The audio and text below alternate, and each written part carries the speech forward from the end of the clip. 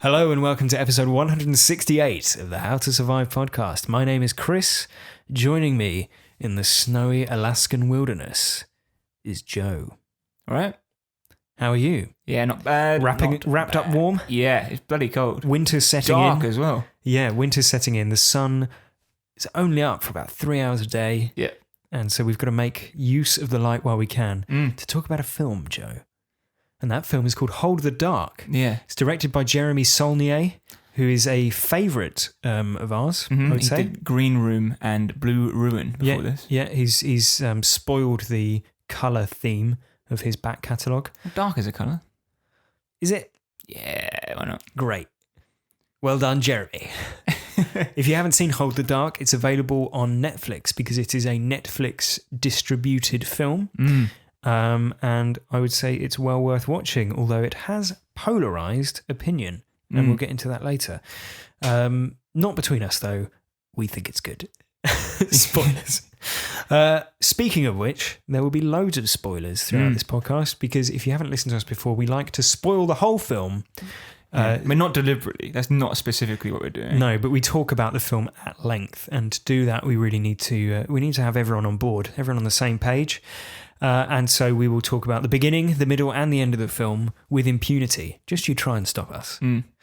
So we'll come back with a quick plot recap, or as quick as it can be for this film, after this. Dear Mr. Core, 3 days ago my son Bailey was taken by wolves. No one in the village will hunt them. My husband will come home from the war soon. I must have something to show him. So you come to kill it? To kill the one that took him? I came to help if I can, to explain this if I can. It's not the first time people died out there. The hillside is scattered with pieces of bodies. That's what you get when you talk to the villagers. People are dying.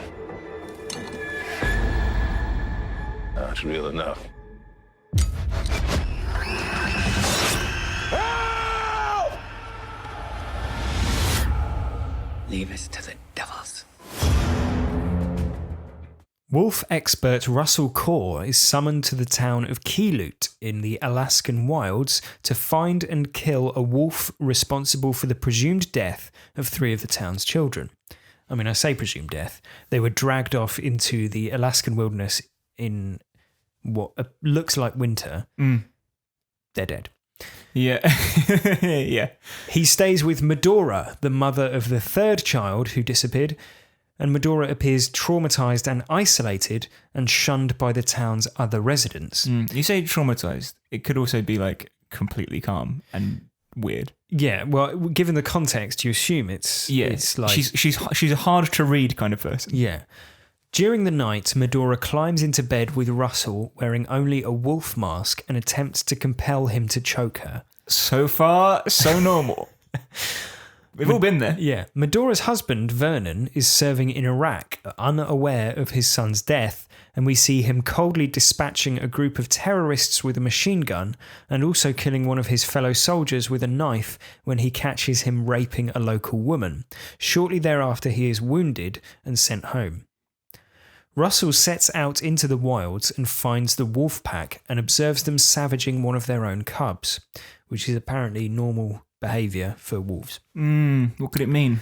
He finds himself unable to shoot the wolves and returns to Medora's house only to find it empty.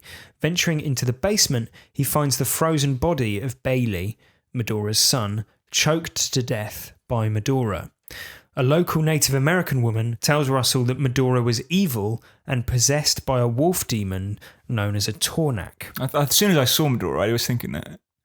Yeah, she's got that Tornak look of her. Vernon arrives home and is greeted by his friend Cheon, a man whose daughter was also apparently killed by the wolves. Together they meet Russell and Donald, the police chief, at the morgue and identify Bailey's body. Once Russell and Donald leave, Vernon and Cheon murder the remaining police officers and morticians and steal Bailey's body, burying it in the snow and painting runic symbols on the coffin with their blood. Just great. That's I'd say that's twist number 2. Yeah. It's not really a twist, it's just like a what the fuck. Well, yeah. I'd say it's a plot twist. Is it? Well, he just shoots Vernon randomly shooting the police. Yeah. Vernon sets out to hunt down Medora and meets John, an elderly hunter who first met Vernon as a child. John claims to have treated Vernon with wolf blood at his parents' request, attempting to cure Vernon's apparent sociopathy. Mission accomplished, definitely. Yeah. Does he say so? He didn't say so, but he said like you weren't right or something. Yeah. You had darkness in you or something like that. Vernon takes a wolf mask from John's wall and kills him, but is shot while escaping. He stays in an associate's house, but when he overhears him calling the police, Vernon kills him too. Back in Keelut, police surround Cheon's house under suspicion that he murdered the police officers at the morgue. He refuses to come quietly and in fact comes extremely loudly by massacring the assembled police officers with a mounted machine gun hidden in the attic, with only Russell and Donald surviving unscathed. It's pretty crazy. So you see like this... So this is the third plot twist, I would say, after Bailey is dead in the basement and Vernon starts killing people. Cheon, like, basically it's a wide shot of the scene, which is like 30 police officers around Cheon's house. And in the background, sort of out of focus... The attic, like, shutters just, like, creak open. Yeah. And you're like, oh. And there is what is unmistakably a machine gun mounted on a tripod. Yeah. And it suddenly becomes that scene in Terminator 2, only Cheon has not been instructed by John Connor to save anyone. Yeah. Russell remembers Medora mentioning a hot spring cave in the Alaskan wilderness and suspects she may have gone there. He and Donald fly there, but upon their arrival, Vernon fatally shoots Donald with a bow and arrow.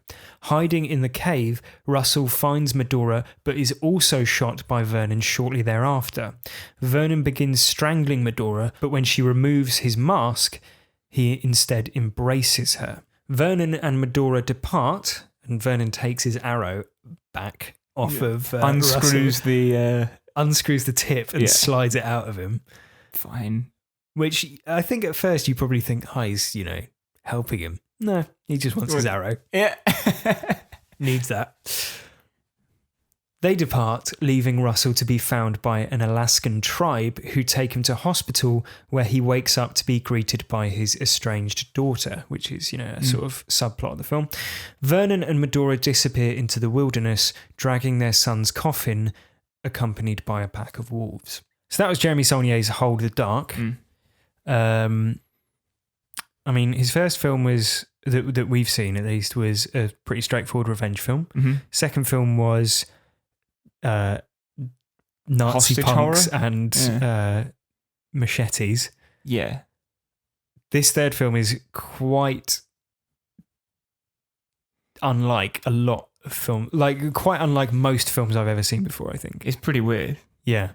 Pretty out there. What did you think of it? I've watched it twice and I spent 4 days thinking about it and I still don't really know what I think about it. Right.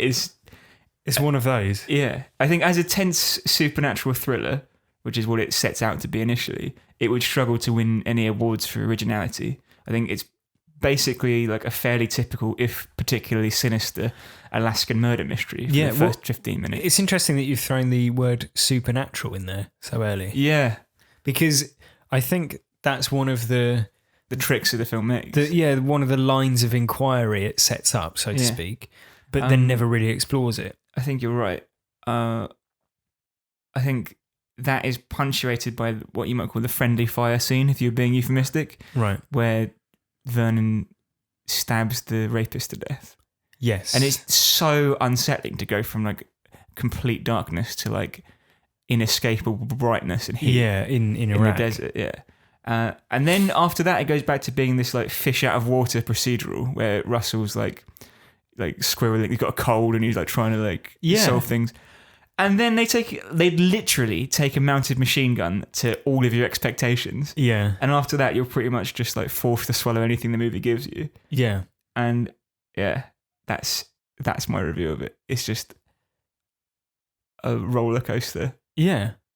Yeah. It's difficult to know where it's going, right? Yeah, and even afterwards, you're like, what the fuck? What just happened to me? Yeah. Like, what just happened in that film? And then I guess that whether or not that appeals to you will greatly depend on how much those sorts of films appeal to you. I didn't not enjoy it. I Yeah. thought it was great. It reminded me of a lot of films that we've covered in the past. Things like It Comes at Night, in terms of the tension it builds. Yeah. But then I don't think this capitalizes on that tension in the way you expect. No. It just ramps it up, and you still go away just thinking like, what? Yeah. Well, I mean, it keeps the Saulnier trait of having extreme, intense violence coming out of nowhere. In particular, the machine gun scene, which my chest hurt afterwards because it's basically 10 unbroken minutes of just people being like blown to peppered, bits. peppered with a machine gun. I thought that was crazy, but also like the deaths of the policemen outside the morgue when Donald is shot with the arrow. Yeah. But you shouldn't. By that point, you're kind of like yeah. And what I like is that Russell. I often like a film where there's events like this and the main character is just completely ill-equipped to deal with them. And Russell, I think, is probably, as much of that as you're ever going to get. What the fuck was he even doing there? Like every time, he seems to be there every time. He seems to just slightly preempt every like immensely violent moment of the film. But all he can say is go, he's, and then like people are being machine gunned to bits. Yeah. I think like, you ever seen Clerks? Yeah. Like the resounding thing through Clerks is, I'm not even supposed to be here today. Right. I'm supposed to be my day off. It's Die Hard, right? Like, yeah. Wrong place at the wrong time. Yeah, this guy is like, why the fuck? Like, did I ever answer that letter? Yeah. Like, what the fuck am I doing here? Yeah. Well, he seems to have done it partly because he wants to get back with his daughter. Yeah, his daughter is a university lecturer in Anchorage? That's it, in Alaska. Yeah, and he has used a random woman's sort of letter to use that as an excuse to reconnect with her. Just so he can say I was just passing by, just in town, so we could get dinner. The film almost bemes like a slasher movie for a bit as well. I made that same note. Yeah. Because you've got the masked killer just going around. Like the when he kills you call him his associate. Yeah. He does it in a very Jason Voorhees way. Yeah. Knife Stabbed through the top of the head. Top of the head. Yeah. And the whole setup of the scene is very Friday the 13th because the guy sees him come in wearing the mask and then he's Take like, that mask off. Is that Halloween? Yeah. And he's like, I was gonna warn you and you can leave before. All right, fuck you. I'm not gonna, just like let you attack me or whatever. And then it is just like, boom, knife in the head. Yeah. Job done. It was a very slasher movie on that basis. Yeah. I think one thing I quite appreciated when we watch movies like this or horror movies in general, one thing that you always ask yourself is, why haven't they called the police? Yeah. And this this like, shows you why. Well, yeah, you got like at the beginning you've got like they're like, oh, we don't talk to the locals because they're just crazy people. And you're like, well, that explains why they're not investigating properly because they're a bit suspicious of these like crazy locals. Well, there's a note with Cheon, the character who kills all the policemen. Yeah. He hates the policemen partially because they didn't investigate his daughter's death. Yeah, but then the police chief basically says, we came out here, you told us a wolf dragged off your daughter. Yeah. I don't know what we can do. Yeah. You live near wolves. Like, yeah. I don't know what they can do. Through the prism of other readings of the film, that could read a little differently. Yeah. But yeah, they took care of the police situation pretty thoroughly. Yeah. I first wrote that down after they shot the two investigative police. Yeah. And then they really doubled down on my theory. Yeah. Yeah, I mean, there's a lot of subtle themes going on and a lot of subtextual stuff. I think it should be one of our favourite films, Joe, really, because the mission statement appears to be snow, don't tell. Yeah, like that. Good. Like that. Good. That was one of the first things I wrote down. I think when we discussed our notes for this, you said to make notes on subtext. And I think I've kind of been crippled in this sort of instance because I was more or less convinced before the movie started that the whole family were werewolves. Right. Because I misunderstood what you said when you said it's a movie about wolves. Yeah, I but thought it was like it's a movie about werewolves. I don't think that's unfair though, because it is that I think that could be a reading for it. It could, but for quite a lot of the film. But then I had such a strong confirmation bias on that basis Right. that I just ignored everything else in the film. Yeah. So afterwards you were like, oh, what about the incest stuff? And I was like, Right. what? Well, let's get down to it, right? Because I made some notes. Some of these are my notes, and some of them are things that I've read online, which is, I think, it's almost like part of the process of enjoying a complicated film nowadays. Yeah. Do you agree? Like, yeah, you're picking it apart afterwards. Yeah. And you watch it, and then you go, well, I think this is what happened. I'll go online, and then you read someone else going, well, obviously, if you see that photograph in the first scene, that's a clear indication that, and you're like, fucking hell, it's all in space. Yeah. I never realised. Right. But there's a lot of subtextual stuff going on, I think. So, as you said, werewolves or wolf demons are a thing. I'm just going to run through them quickly, basically. Curses, incest, bad blood, interspecies relationships. Great. And implications of child-on-child murder or sort of preternaturally evil children, sort of a Damien type situation. So I like I say, all of this bypassed me except for the werewolf. A lot of it passed me by as well. I think all of these things are subtextual and thematic rather than ever being explored in detail. And I think that is why the film is so polarizing. Okay, so it's got a 70% rating on Rotten Tomatoes, which is fairly decent, but an audience score of 31%. Wow. And then IMDb has a score of 5.7 out of 10, right? And this is not a 5 out of 10 film, in my opinion, right? No, it's pretty. It's almost like an auteur work. It's just like a perfect vision of a film. Yeah. Which, if you don't like it, then it's a matter of taste more than it being a bad film. I think. Or you doing something wrong in the process of watching it, I think. Because I think most of these are subtextual to the point of being obtuse. Yeah. To me, when a film does that, it feels a bit like added value. Right. But I'm sure for others, it's definitely not the same. You know, I'm sure that other people find that frustrating and confusing. And if you watch a film and then someone says, oh, did you get the themes about this thing? If they didn't, perhaps they are made to feel like they didn't enjoy the film as much as they should have, or they're made to feel stupid or something like that. Or it's pretentious to look for things that like that. Right. But I think there are definitely a few things that we can point to as being textual, as in being in the film, right?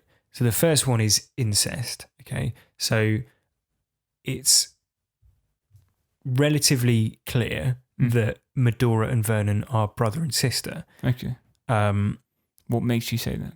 So Medora, early on in the film, is asked how she met Vernon. And she says, I didn't meet him. He's been there my whole life, right? Which could be, at the time you're like, oh, right, they just grew up in the same village, right? Then there's the photograph of them together as children, which I think later Russell there's a shot of him looking at it again, I think, and he starts to put two and two together. Right. But it's just like a shot of his face. So Russell just raises an eyebrow. And, like not even that, I don't think. It's made much more clear in the novel on which this film is based, which is Hold the Dark. It's the same name. I haven't read it, but in that film, in the book, they're actually twins. They're twin brother and sister. Right. Okay. Right.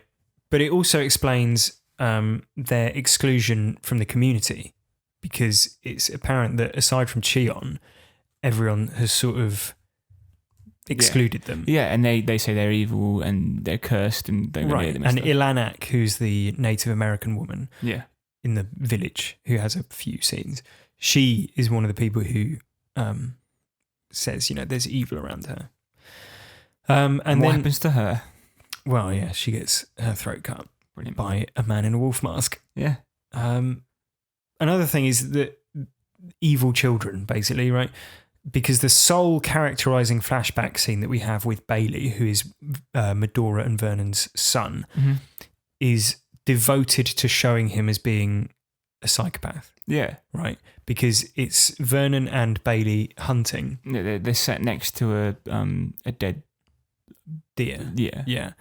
Which it becomes clear that Bailey is the one who's shot.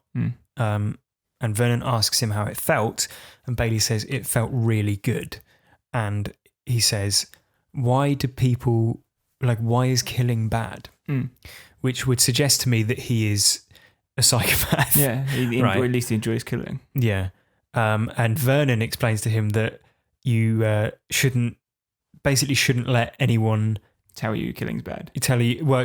don't let anyone stop you from defending the things that you love, which could be an indication that, his parents, him and Medora's parents, aren't around anymore.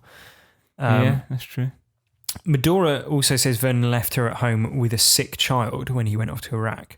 But there's no suggestion at any point that he was ill or unwell, right? So could it be that he is a psychopath? And could it be that, in fact, he's the one who's responsible for the other deaths of the children in the village? Then why would it be... So there's a scene where Vern says to Cheon, it's not right that you don't have a body, as your daughter's body. Mm-hmm. So does that mean he's in on it? Do you think? Well, I don't know. It might be that he has bought the wolf story, though. That's what I meant. Vern or Cheon or Medora. I don't know, because there's just nothing in the film that I can see that confirms it. It's not satisfying, is it? That's the thing, right? Is that I find all this stuff really interesting to explore, but it's possible that the lack of a conclusive explanation will be really frustrating to some people. It's The Shining, isn't it? The Shining is right, but The Shining has a much stronger through story where you could watch it as a text on its own. Yeah, but I think this does have a through story on its own. You could watch this as a fairly rote mystery thriller, couldn't you? It reminded me a lot of Insomnia. Yes, Christopher Nolan. Yeah, film. exactly, with Robin Williams and not spoilers. Mm-hmm. Al Pacino, yeah, which set in Alaska. Set in Alaska at the other side of the year where everything's like burnt out bright, right, and you can't sleep. Mm-hmm. But it's similar because all the people are weird and like insular, and the murder mystery is like it couldn't take place anywhere else on Earth. But it's much more a procedural film, isn't it? Yeah. And in fact, watching it now, when you know what Christopher Nolan went on to do, it feels curiously sort of devoid of any artistic. I disagree. I really like Insomnia. Really? Yeah. Okay. I don't dislike it as a film. I just don't think it's got any of the sort of flair that you associate now with Christopher Nolan. What, from a filmmaking perspective? Yeah. I don't know. He plays with like the movie's like brightly lit all the time. And but it like not brightly lit in an interesting way, just like it's stale. Yeah. And dull. And it's like, just please give me something else to look at. Yeah. That's quite good, I think, because by the end you're like exhausted and just want it to be over. But in a good way.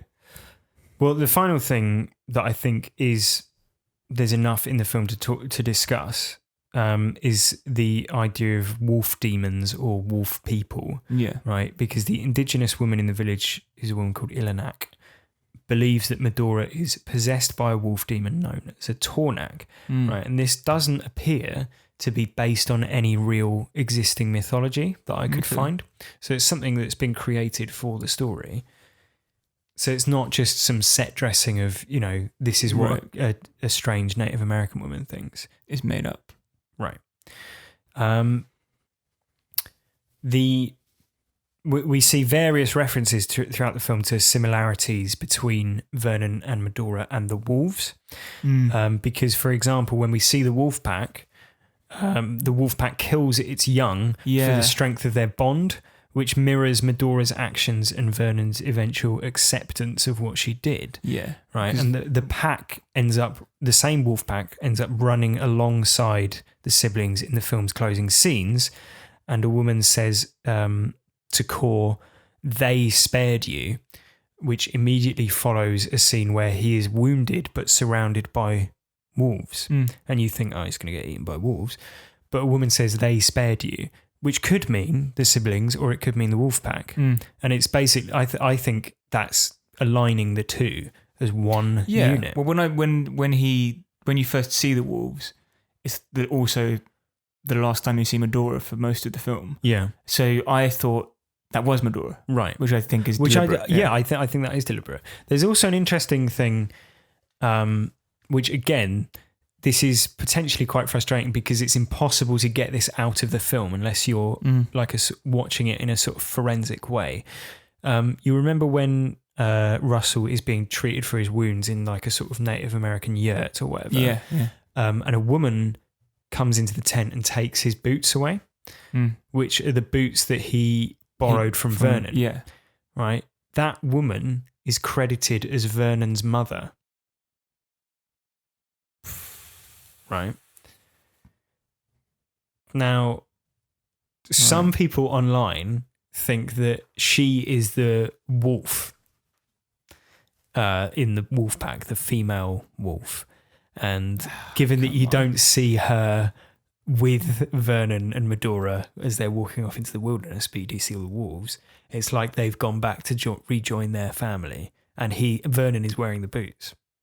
So it's a really curious like thing, but she's credited as that. There's no way for you to glean that just by watching the film. You have to like forensically watch the credits, and are then the credits read the script. considered part of the text? Well, it's in the script though, so it's. I mean, it's like what you can't get that from the film, can you? No, at all.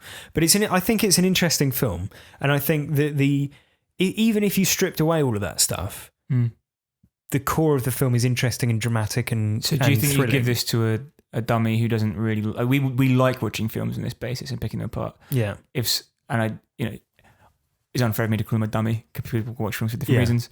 But do you think a dummy, a real simpleton who sat down and watched this, would they enjoy it? I don't know. The audience score suggests that they wouldn't, right? Yeah, and that's probably what you would expect. Because I think often in films where there's a disparity between like a critical consensus and an audience score is because the film benefits from being watched by the sort of people who enjoy picking apart films. Yeah. Right? Film critics. Right, exactly. Yeah.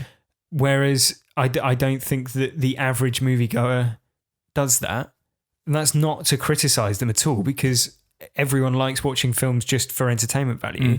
Not everyone likes watching them for sort of rigorous and tedious analysis like we do. Like something that challenges you intellectually as well as emotionally. Right, exactly, yeah. So, I mean, whether or not that's right or not, I don't know. And... I think it's an entertaining enough film, even if you strip those elements out of it. Yeah. And if this is sounding pretentious, by the way, I think it's worth noting that we do host a film podcast, which is dedicated to stripping down films. Yeah, so it's not pretentious. We're not pretending. We're really doing it. Yeah, you're just not making the effort. Right. Well, Joe, this is set in Alaska. And now I'll ask you. Some questions. Very Carl Pilkington. I'll ask you some questions about Alaska movies. Great. In my I'll ask you about Alaska movies quiz. Great.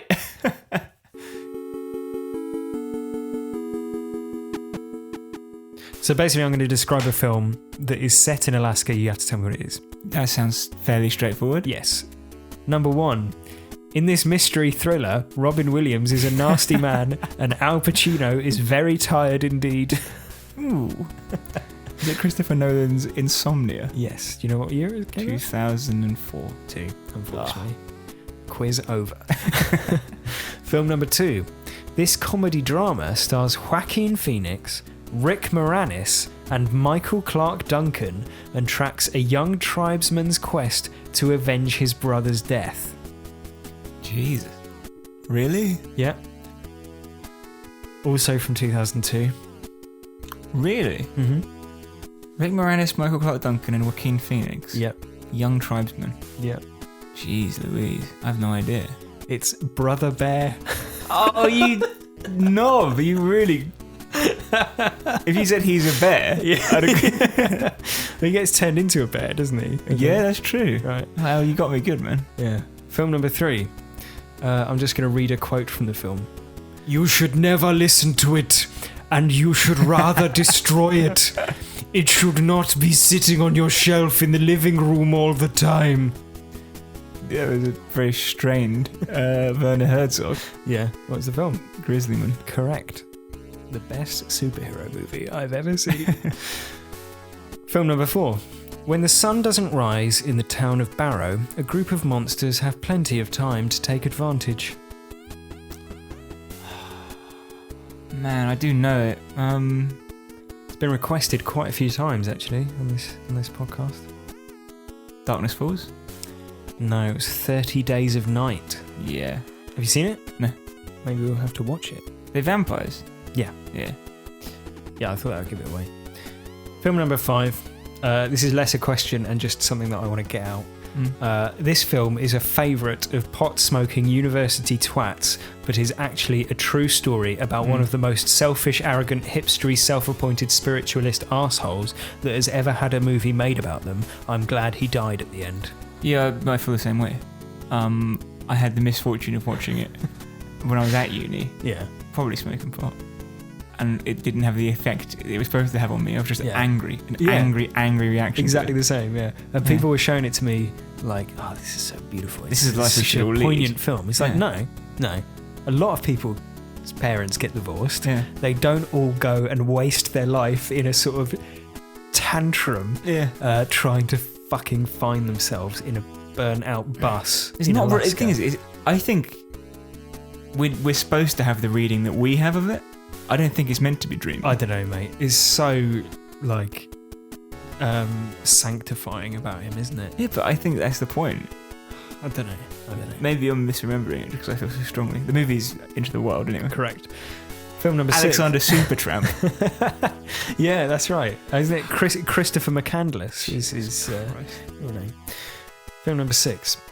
A family in dire straits abandons their father in Alaska, where he is left floating on a slab of ice until he is rescued by an Inuit shaman. Don't know. The Simpsons movie. Jesus. Yeah, you got me good. Film number 7. Liam Neeson Wolf Puncher. The Grey. Correct. Thank you very much. That's quite good. Thank you very much for playing my Alaska question about movies quiz. Good, mate. Well done. I think you got a few of them. Thank you for your time. Well, the podcast is called How to Survive, Joe. Surely it is. Now, let me just explain to you what that means, okay? So this is a podcast and it's being broadcast to people's iPods, which is a listening device. Now, survive. How would you survive in, what's it called? Hold the Dark. Yeah. Into the what? Into the world. How would you survive Hold the Dark? So, first point is for everyone who survives at the end, I guess. Okay. Like 3 people who survived the film. Yeah. What's his name? Kevin? Russell. Yeah. And Vern and Midori. Yeah. Midori. The 3 of them, they all go to the hot springs. Yeah. Now, very dangerous to swim in hot springs. Okay. Do you know why?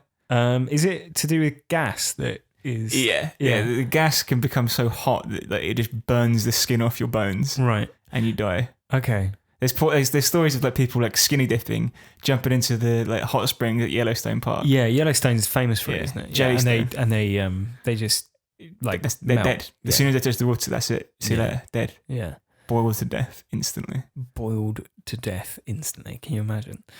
And because like you can't, once you're in it, really swim out, you can't do it. That's it. You're in that now. That's you. Done. That's your life now. Yeah. Well done. Jeez. So don't do that. So that's actually good. It's not often that we have genuinely good practical advice on the podcast, is it? Yeah. But I mean, it's a bit mealy-mouthed because we see them in the pool and they don't die. Yeah, but it could change at any Tectonic geothermic movement, and they're in trouble, Joe. Yeah, bit of magma flow into the bottom of that cavern, and they're see ya. They are not toast, but rice. Yeah, cooked wolves. What's that called? I don't know. Yeah, wolf kebab. Yeah. So yes, hot advice for a cool way to stay alive. You'd make a good like school information video voiceover. Really? Some hot advice for a cool way to stay alive. Here's my first bit of advice, right? Yeah. Medora. Why would you call Russell out in the first place? Yeah. Well, I think I can answer this. Okay. So, because I watched it the first time, and I think I was texting you during that, being like, it's not going in. Yeah, you were very tired. Yeah. So I watched it a second time, but I knew a lot of the plot points at that point. Right. And she writes a letter to Russ at the beginning, which basically says, "A wolf has taken my child. I want you to come and kill the wolf. And I know you'll be sympathetic to the wolf because you love wolves, but I really think you should come and kill the wolf." So she's actually talking about herself. Yeah, and it also explains why she like tries to get him to choke her. Yeah, while wearing a wolf mask. Yeah. Right. Yeah. Now that is a very astute point, I think. Because obviously if she, what with the apparently lax law enforcement in the area, if she wanted to get away with it, she's got the perfect excuse, which is... I'm a wolf. No, the perfect excuse is he was dragged away by wolves. Yeah. And the perfect excuse is there are no police. Yeah, exactly. That is another good point. And actually that leads very nicely onto my other point, my other survival idea, which is for Chief of Police Donald. Go on. Just if you have a phone line to a SWAT team, call them out for SWAT team appropriate missions. Yeah. Right? Because by that point, Cheon and Vernon have killed at least 3 people. Yeah. Specifically police officers and law it's enforcement not officials. Like there's any doubt. It's like all these people have been killed and the body's been stolen. Yeah. It's like, well, and also who else would it be? It's like the bullets match a gun that's registered to Cheon. Yeah, come on. Although Cheon says, I've got a lot of other guns that aren't registered. Yeah. Like the enormous one that's about to cut you into ribbons. Yeah. Yeah. Donald himself admits when he's talking to Cheon that the police are all pretty green, which incidentally is not the best thing to say to someone who has a proven disregard for the lives of police. No, these guys, nah, don't worry. They won't put up any fight. Right, so he's got like a bunch of like 40 deputies who don't know their arse from their elbow. Yeah. Right. It's what Rob Stark would call green boys and greybeards. Right. Yeah. Why bring them along at all? Yeah. Right. Because they literally just end up being cannon fodder. Yeah. The SWAT guys are 2 hours away. Right. But I don't think Cheon is going anywhere, is he? He's holed up in his house and this is his plan. Like you don't rig up a machine gun, set a trap by your back door and then not then just go off somewhere. He's waiting for the police to come. Yeah. Right. So there's no time critical thing. And even if there was a time critical thing, surely the SWAT team are going to be more, responsive. There would be smoke grenades, flashbangs, right? Burn the house down.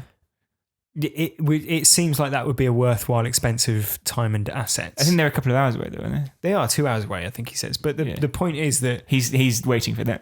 Yeah. Well, yeah, like where's he going to go? Right, exactly. Yeah. 2 hours to save like 40 policemen seems a worthwhile expense. Fair point. So my final point, is sort of a twist on what you said earlier about why write to Russell. Okay. If you're Russell, why answer the letter? That is very true as well. Because if you by trade you're a video editor. Yeah. So if someone was like, "Oh, my child was killed in a video accident. Can you come and stop the video?" Yeah. I know you'll be sympathetic to the video. Yeah. Right. Yeah. You'd go, this is a crazy person. Yes, I would. Yeah. You're right, Joe. I would. Yeah. Yeah. Well, say you're Russell then, who's an expert in wolves. You go, well, I'm not that kind of wolf expert. Yeah. I'm not that kind of doctor. Yeah. I'm trying to think what the actual equivalent would be. It would be something like, like my husband died editing this video. Yeah. I know, like I know that you don't like to leave videos unedited. Please come and finish the video. I don't know, like. Yeah. Well, I suppose it'd be like if someone said, "Well, I know you host a podcast on how to survive. Yeah. So can you come and tell me how to survive?" Right. Okay. And we have to go. Well, that's not listen, quite how it works. If anyone wants to do that, then please HowToSurviveShow@gmail.com. We can do our first on the road episode. Yeah. But the answer would be that's not really how it works, right? You have to be in a film for that to work. Yeah. And if like I said, I think he's using it as an excuse, isn't it? It's like a sort of, he can probably write off the travel expenses, and also while he's there, he's going to try and see his daughter. Come on, though. I know. I'm not advocating for it because he's a bit of a. I feel like it's the sort of thing where the moment he gets there, he's like, "What the fuck am I doing here?" That's what I mean. I wish I was. Every scene after that is just like, "Why did I do this?" Yeah. Oh yeah, this isn't worth it. Yeah. This isn't even a good story. It's a good story. Fair enough. Yeah. Yeah. Well, fortunately for him, he survives, and now so can you. So thank you very much for listening. If you'd like to get in touch with the podcast, the email address is howtosurviveshow@gmail.com, and the Twitter handle is @howtosurvivepod. I've had a few emails, Joe. We have this one that says, "Hello, I came across this podcast recently and I've been loving it. Thank you very much. I can't remember the last time a podcast made me laugh so much. The Spider-Man episode was hilarious. I just got done listening to the Mist episode and heard you talking about the relationship between the father and the son. I'd like to recommend that you cover Train to Busan, another movie with a father and young child in a dire, life-threatening situation. It's one of my favourites, and I would love to hear y'all talk about it. I also can't wait for y'all to cover the new Halloween movie, which we did a couple of weeks ago. I was really disappointed when I heard one of you call the original movie boring. Who could that have been? I don't think I called it boring. No, I called it boring. All right. But I did apologise for that in a subsequent episode. Quite rightly. And I'm hoping to hear good things about this one. If not, I'll probably never trust you two again because you clearly have bad taste. Best wishes, Chandrell. Chandrell? Well, one listener lost forever. Yeah. Chandrell explained how to pronounce Chandrell, which is very useful. Cool. It's always a requirement when I have to read names. Yeah. So thank you, Chandrell. We will probably add Train to Busan. Yeah. Yeah, it's been requested a few times, so I think it's about time. Train season with Thomas the Tank. Well, actually, we could do Snowpiercer. Yeah, that's true. Another email here, Chris, from Josh M, who we've been in, has been in touch a few times before. Mm-hmm. Hi, Chris and Joe. Caught up, and I've now listened to every single episode and just watched your hilarious Final Destination vid. Oh, thank you very much. Well, that video is still available, youtube.com/howtosurvivepod. Yeah. That is quite a commitment, watching all of the films that we've watched and listening to the podcast. That's crazy. Crazy, yeah. Like 168 as of this week. What? Plus bonuses. Yeah. That's a lot of episodes. It's madness. Well done, Josh, because that is... You are the survivor of the week. Yeah. I was going to recommend Hold the Dark and The Apostle, so I'm glad others suggested it, so I can lay off the pestering for a while. I don't want to be the next Kieran. Well, no one wants that. Yeah. Well, good suggestions, because Hold the Dark was this week, and next week is Apostle, which is also a Netflix distributed film, I believe. Yeah, I think, is it Netflix distributed or produced? I think it's produced. Okay, right. Because I read one review which said that Netflix are clearly not sparing the budget for red corn syrup. Yeah, that's true. That might just be a nice little review line, though. Yeah. But yeah, that is available on Netflix. You should check it out. It's the new film by Gareth Evans, who directed The Raid and The Raid Redemption. Yep.